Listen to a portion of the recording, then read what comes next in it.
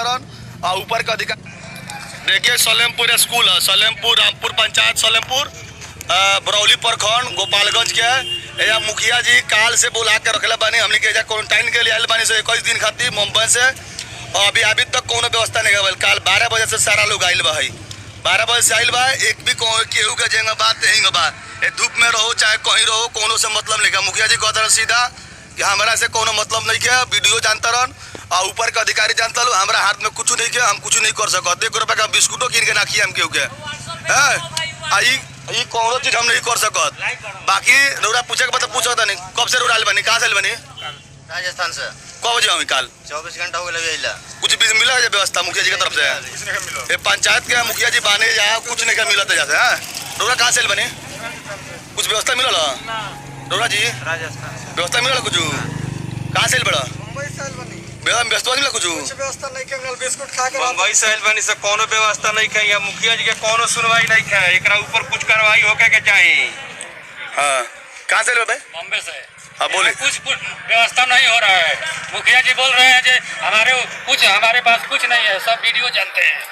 देखिए यहाँ पे अभी 100-150 आदमी है, 150 आदमी हो चुका है यहाँ पे, अभी कोई का कोई व्यवस्था नहीं है। सलेमपुर पंचायत अनिप मुखिया जी है।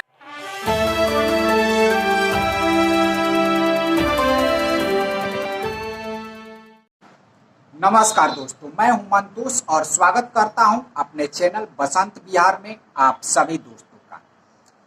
तो प्रवासियों का बिहार में आने का सिलसिला पूरी तरीके से जारी है और इसमें से जो कोरोना के पॉजिटिव है वो भी मिलने पूरी तरीके से जारी है। और इसमें जो कोरोना की जो प्रगति है, जो बढ़ोतरी है, वो भी बिहार में जारी है। फिलहाल 2177 के आसपास मरीज मिल चुके हैं और इनमें से अधिकांश मरीज जो है वो प्रवासियों में से ही पाए जाते हैं। लेकिन सोचने वाली बात ये है कि बिहार सरकार द्वारा क्वारंटाइन सेंटरों पे किए जा रहे व्यवस्था की पूरी तरीके से पोल खोल चुकी है।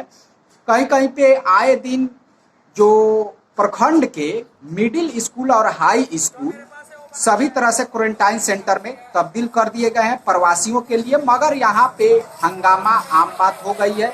सरकार की तरफ से किसी तरह की व्यवस्था नहीं की जा रही है और जो क्वारंटाइन सेंटर वाले हैं वो दर दर भटकने को पूरी तरीके से मजबूर है। ना उनको खाने की व्यवस्था है, ना पीने की व्यवस्था है। ये जो चलन है ये पूरी तरीके से आम बन चुका है। हमारे साथ है राम परवेश शाह जी, इन पे इस विषय पे हम बात करेंगे। तो राम परवेश जी, क्या आपको लगता है कि बिहार सरकार जो है अब व्यवस्था में वो हाथ खड़ा करना शुरू कर चुकी है? जो क्वारंटाइन सेंटरों की व्यवस्था है, जिस तरह से आप देख रहे हैं कि प्रवासी क्वारंटाइन में जाने के लिए भी भटक रहे हैं। देखिए, पैसे तो खर्च कर रही है बिहार सरकार जी, पैसे को लेकर हाथ तो खड़ी नहीं की है बिहार जी जी, पैसे तो खर्च कर रही है, पैसे अब वो अधिकारियों के पास भेज रही है। नहीं तो व्यवस्था मान लीजिए कि समुचित उपयोग नहीं हो रहा। व्यवस्था पैसा तो एक अलग बात हो गया, लेकिन जहाँ पे सरकार का जो कार्यवाही है, जो कार्य है, उसको सरकारी तंत्र करने में पूरी तरीके से विफल हो जा रहे हैं। जी वही बात है। तो अब इसके लिए जिम्मेवार कौन होगा? जिम्मेवार तो बिहार सरकार ही है, क्योंकि अगर पावर उसके पास है, जी जी, शासन उसका है, अधिकारी और कर्मचारियों पर नियंत्रण उसी का है जी। तो अधिकारी और कर्मचारी जी अगर सरकारी पैसे का दुरुपयोग करें और उसकी बंदरबाट कर लें जी। और जो उनके लाभार्थी हैं उन तक न पहुंचे, तो भाई इसकी भी जिम्मेवारी तो बिहार सरकार की ही है। आए दिन क्वारंटाइन सेंटरों पे हंगामा शुरू हो रहा है, जहाँ पे भी मान लीजिए कि जो भी व्यक्ति क्वारंटाइन है, एक तो क्वारंटाइन में जाने के लिए उनको बहुत ही जद्दोजहद करना पड़ता है। अगर वो ऐसे ही गांव में चले जाते हैं तो गांव के लोगों का उनको विरोध झेलना पड़ता है। गांव को जो उनके दिल में पूरी तरीके से समरसता है, एक डर का माहौल लोगों में है कि भाई ये प्रवासी मजदूर है, पता नहीं इसके अंदर बीमारी होगा, तो इसे दूरी बनाकर ही रहना चाहिए और इसे गांव में नहीं आना चाहिए। तो लोग से एक अलग नजर से देख रहे हैं। और वो जब वो लोग जा रहे हैं हॉस्पिटल में, सरकारी हॉस्पिटल में प्रखंड के, तो वहाँ पे किसी तरह की सुविधा उन लोगों को जांच के लिए दिन भर वहाँ पे बैठना पड़ता है। क्वारंटाइन में जाने के लिए इधर उधर 1-2 दिन भटकना पड़ता है। तो ये इस तरह की मान लीजिए, देखिए कुल मिलाकर जो परिस्थितियां हैं जी, इससे कहा जा सकता है कि नीतीश सरकार का अधिकारियों और कर्मचारियों पर नियंत्रण नहीं रह गया। जी जी, और कानून और व्यवस्था की स्थिति तो खैर पहले से ही दिख रही है। जी इस मोर्चे पर तो नीतीश सरकार पूरी तरह फेल है। जी और जहाँ तक इस कोरोना काल में मरीजों की और प्रवासियों के लिए इंतजाम की बात है, तो इसमें भी बहुत हद तक सरकार जी विफल नजर आ रही है। उनकी कोई इंतजाम हो या एक तो उनका मान लीजिए समुचित कि- इलाज हो या उनके रहने का एक तो खाने पीने की व्यवस्था हो। एक तो पहले नीतीश सरकार जो है प्रवासियों को लाना नहीं चाहती थी, अब लाने के बाद जो है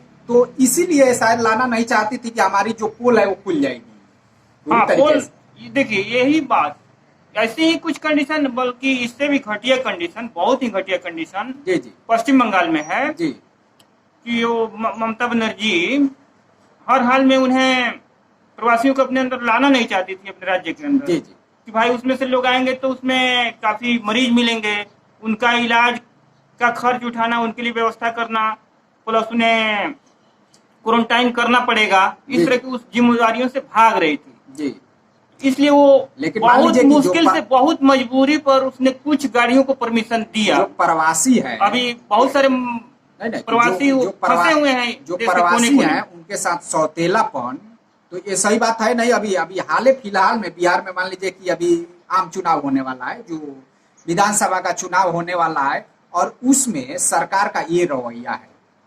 कुल मिला जुला कर कहा जा सकता है कि नीतीश सरकार की मती जो है सो मारी गई है। उसे ये भी समझ में नहीं आ पाता है कि भाई सामने विधानसभा का चुनाव है जी और उसका इस तरह का आत्मघाती नजरिया जी जी उसी पर भारी पड़ने वाला है। जी देखिए कुछ दिन पहले जब ये कोरोना का संक्रमण शुरू हुआ था और देश में लॉकडाउन की स्थिति की जब शुरुआत हुई थी, जी जी तो उस समय प्रवासी मजदूरों के खाते में 1,000 रुपए भेजकर जो शुरुआत की थी, 1,000 रुपए भेजने का मतलब सहायता भेजने का वो जो शुरुआत बिहार है, सरकार ने पूरी- शुरुआत जी, किया जी। था और उससे एक एडवांटेज बिहार सरकार को मिला हुआ था। नहीं नहीं, तो वो जो शुरुआत है अब पूरी तरीके से धुल चुका है। हाँ, उस जो एडवांटेज को ये- बहुत ही पहले नीतीश सरकार ने गंवा दिया है। जी जी ये अगर पूरी- उस स्थिति को बरकरार रखती, उस तरह की एक्टिविटी दिखाई होती, मजदूरों के प्रति हमदर्दी जी जी और अधिकारियों पर नियंत्रण और उनकी समुचित इंतजाम की व्यवस्था की होती, तो आज ये इसकी भी सराहना यूपी सरकार की जाती, तरह, लेकिन योगी देखिए- आदित्यनाथ की सरकार जी, जी, की तरह बिल्कुल। होती, पर योगी- इसने अपना मौका गंवा दिया। योगी सरकार जो है ये मान लीजिए कि अपने प्रवासियों का जो भी पैमाना है अच्छा दिखने का, वो पूरी तरीके से उस पर खरा उतर रही है। लेकिन वहीं पे जो नीतीश सरकार है तो ये पूरी तरीके से इसमें फेल होते नजर आ रही है। बिल्कुल, पूरी तरह सबसे से बड़ा फेल। फेलुअर होने का इनका वजह है कि जो सरकारी तंत्र है, जो सरकारी हैंड्स है इनके पास, वो इनके कमांड में है नहीं। बिल्कुल। इसमें कोरोना का जो काल है, इसके थोड़ा शिथिल पड़ने के बाद, थोड़ा धीमा पड़ने के बाद, मुझे लगता है कि एक बहुत बड़ा इसमें जो सरकारी तंत्र है घोटाले के रूप में घोट गए होंगे सरकारी पैसे। तंत्र इनके नियंत्रण में नहीं है। इसका और उसका वजह ये भी दुरुपयोग। है कि जो इनके अंदर इच्छा शक्ति, संकल्प शक्ति होनी चाहिए बिहार की जनता के जी, प्रति, जी। उसका अभाव दिखता है। उसका अभाव है। इनका जो रवैया है उनके प्रति वो पूरी तरीके से ढूलमूल है। बिल्कुल लापरवाह नजरिया। कोई भी ये मान लीजिए कि हार्ड जो आदेश है वो ये नहीं दे पा रहे हैं पूरी तरीके से, और इसे लेकर एक मान लीजिए कि जो भी प्रवासी है या जो बिहार की जनता है वो पूरी तरीके से अब नीतीश कुमार को इसमें फेलुअर मानती जा रही है। जो क्वारंटाइन सेंटरों के हालात हैं या फिर जो प्रवासियों के लाने के हालात हैं, जो प्रवासी है वो मान लीजिए कि दर दर देखिए, भटकने को पूरी तरीके से सबक मजबूर हो चुके सिखाने हैं। का मन बना 24 चुकी है घंटे बिहार की जनता। 24 घंटे 36 घंटे 48 घंटे क्वारंटाइन सेंटरों पे प्रवासी मजदूरों को बीत जा रहे हैं, लेकिन वहां पे व्यवस्था के नाम पे कुछ भी नहीं किया जा रहा है। जैसा कि हम लोग आसपास में ही देख रहे हैं, वहां पे बहुत ही शोर शराबा करने के बाद जो बीडीओ है या सीओ है उन लोगों का खोज खबर ले रहे हैं। लेकिन अगर इसके बावजूद देखा जाए तो जो कुछ प्राइवेट लोग हैं, ग्रामीण लोग हैं, या कुछ प्राइवेट जो स्वयंसेवी संस्थानें हैं, वो इसमें बहुत ही बेहतरीन रूप अदा कर रही है। सराहनीय कार्य उनका। जो प्रवासी मजदूर हैं, अगर सरकार के बनस्पत देखा जाए तो जो प्राइवेट लोग हाँ, हैं, ये एनजीओ उन- कुछ है, कुछ सामाजिक संगठन है, बिल्कुल, इनका बिल्कुल। कार्य बहुत ही सराहनीय है। बहुत ही सराहनीय है। ठीक है, जहाँ पे हर तरफ हो रही है। सरकारी खाना कहीं पे पहुंचा, कहीं पे नहीं पहुंचा। इसका सरकारी कार्यालय में आप फोन कीजिए तो वो बोलते हैं कि आप कितना करें, कितना व्यवस्था करें। ठीक है, जैसे लगता है कि उन्हीं पे सारा व्यवस्था का भार पड़ा हुआ है, लेकिन जो एनजीओ है वो पूरी तरीके से इसमें सक्षम देखिए हो रही है।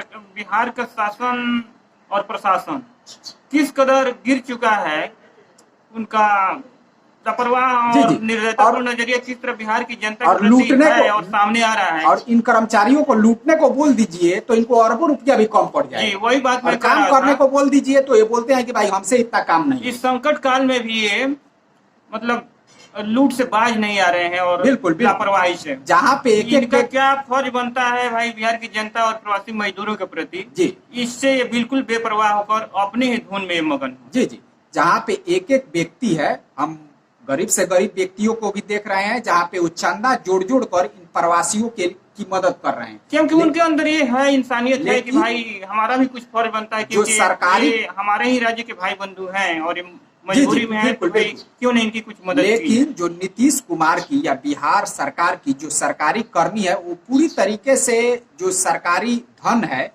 जो कोरोना संक्रमितों या क्वारंटाइन सेंटरों के लिए आ रहे हैं, वो उस पे ये लोग चिल की नजर रखे हुए हैं कि किसी तरह से हम इसको जी, बहुतों पूरा के ले लिए जाएं। बहुतों के लिए अधिकारियों के लिए, कर्मचारियों के लिए एक लूट का एक जरिया बन चुका है। बिल्कुल, लूट का एक बिल्कुल, अवसर मिल गया उन्हें। बिल्कुल, जैसे बिल्कुल। बहुत सारे मौकों पर हम सब ने देखा है कि बिहार में बाढ़ के समय या किसी अन्य विपदा के समय जी। जिस तरह अपनी गिद्ध दृष्टि बिहार लोग के सरकारी अधिकारी धन कर्मचारी पे लगाए रखते रहते हैं और जिस तरह की लूट मचाते हैं, जी, जी। वैसा ही कुछ कंडीशन इस कोरोना काल में देखने को मिलता है, और- जिसकी जितनी ही निंदा की जाए वो बहुत ही कम है। जी जी, जहाँ पे मजदूर मारे मारे और मर रहे हैं, वहीं पे जो सरकारी तंत्र है वो पूरी तरीके से पैसे को और सरकारी धन को हजम करने में जुटी हुई है, और इन सभी वो अपनी ही दुनिया में मस्त। इन सभी उनके करतूतों के लिए जिम्मेवार अगर कोई है तो वो है नीतीश कुमार, जो पूरी तरीके से इस कोरोना काल में अपने कर्तव्य को निभाने में फेलुअर नजर आ रहे हैं, और ये फेलुअर होना उनको